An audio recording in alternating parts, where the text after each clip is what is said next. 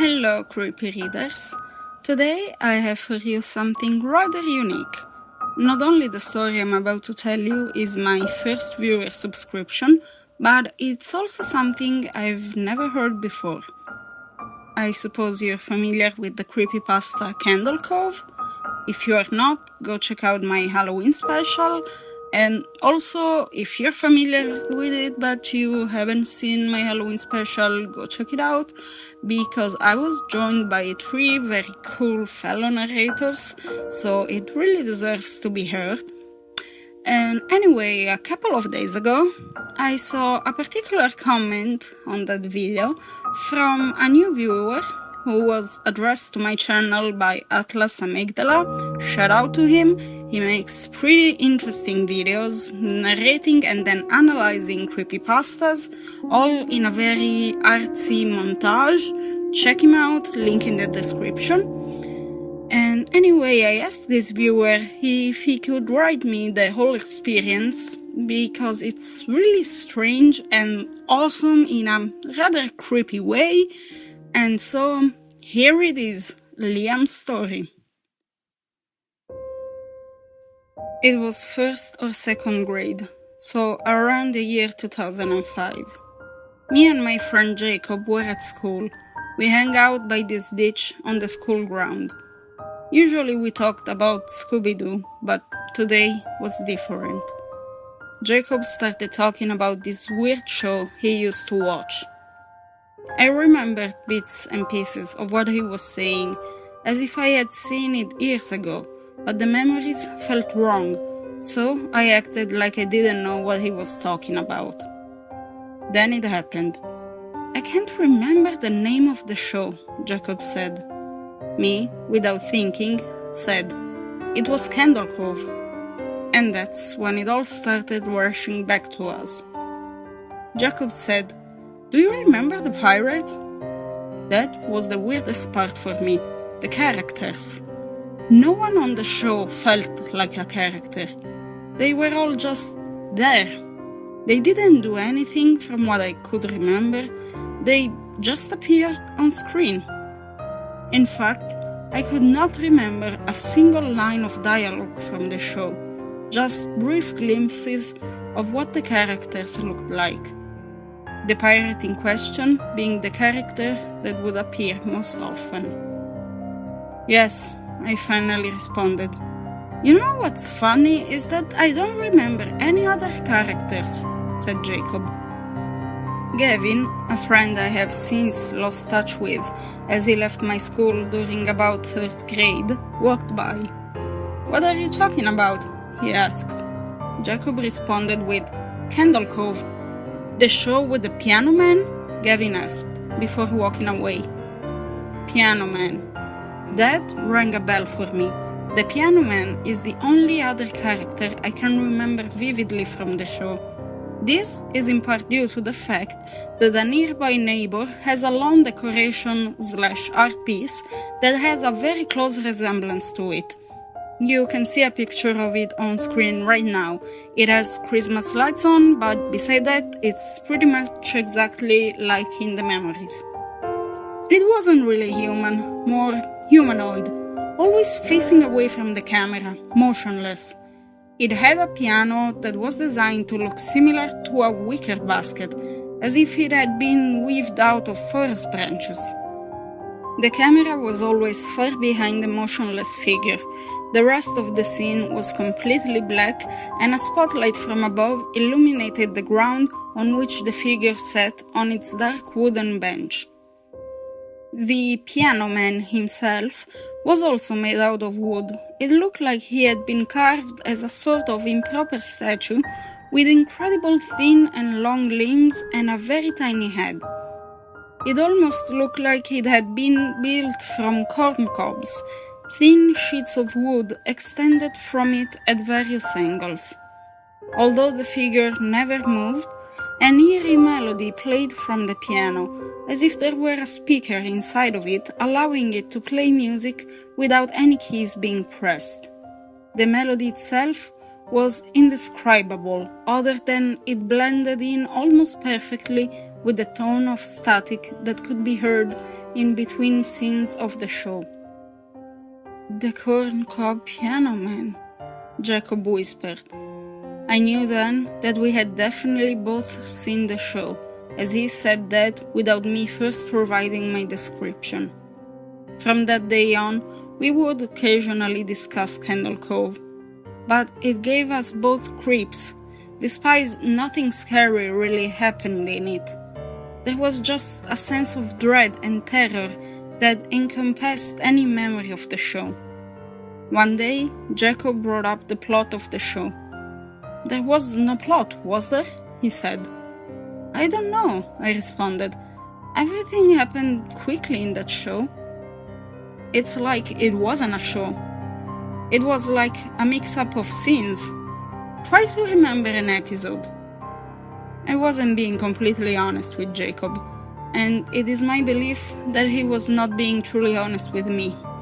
I did remember an episode, or at least a series of scenes, although they are so random and jumbled that I'm not even completely sure they pertained any true relevance to the show. I remember it starting with a theme song, just a repetitive high-pitched tone layer on a piano while multiple marionettes laughed along to it. One of the marionettes in question was a pirate. The others I can't remember well enough to describe in detail. There was a man with 2 extra faces stitched to each side of his head, and a bald girl with her hair clutched in her bloody hands. The pirate, though, I can remember almost as vividly as the piano man. He was small, wore a black pirate hat, and although I knew it was a puppet, it always appeared to move on its own. His eyes were sunken and dark. He would only ever appear on screen for incredibly short time periods, but he would appear often. He had no discernible hair color, and the camera never showed anything lower than his torso. His clothes were cut, ragged, and stitched together with parts of various other suits. This provided a sort of Frankenstein effect in my mind. I recall him wearing a vest, a black vest. After the theme, the show changed to static, then cut to the pirate.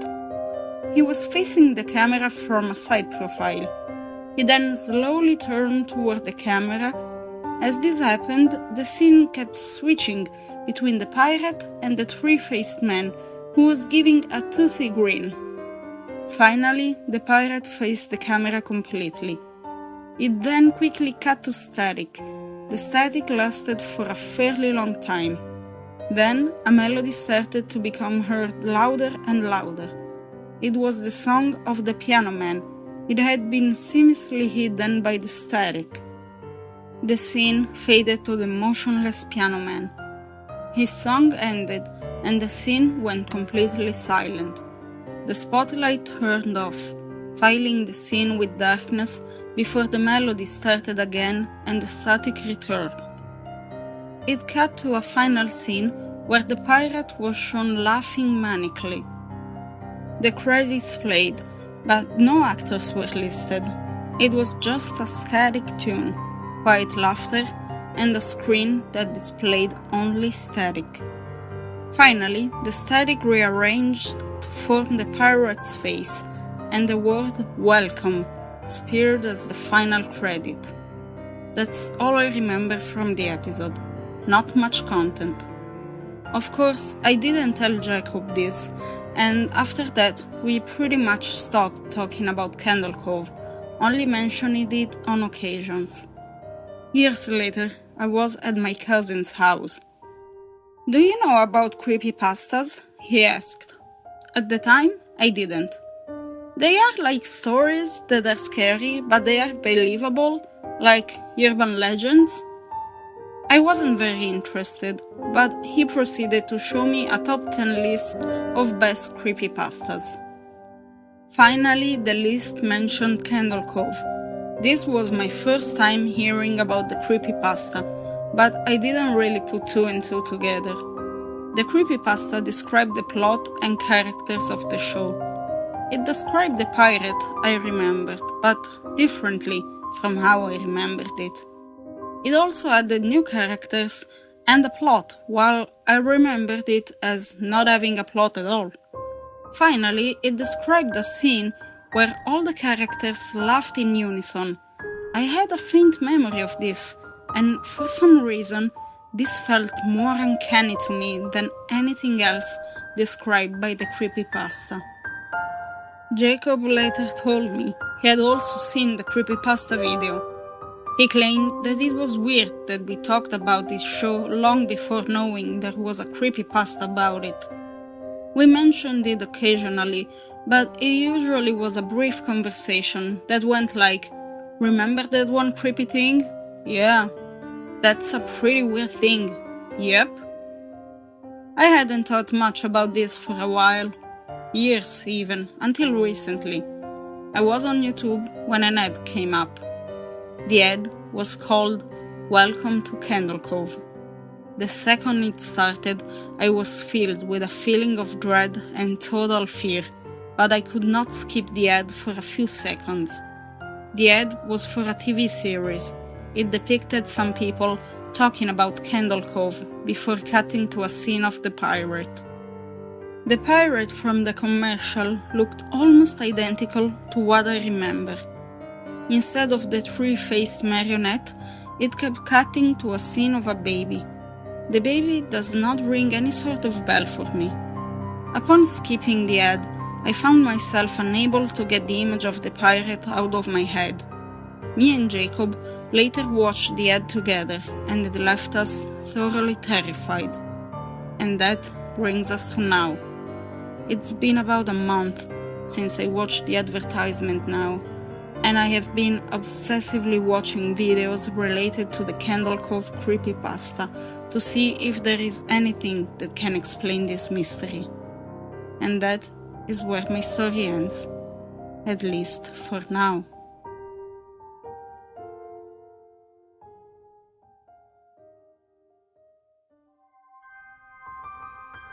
Hello, I am the Gothic Librarian. I hope you enjoyed this reading.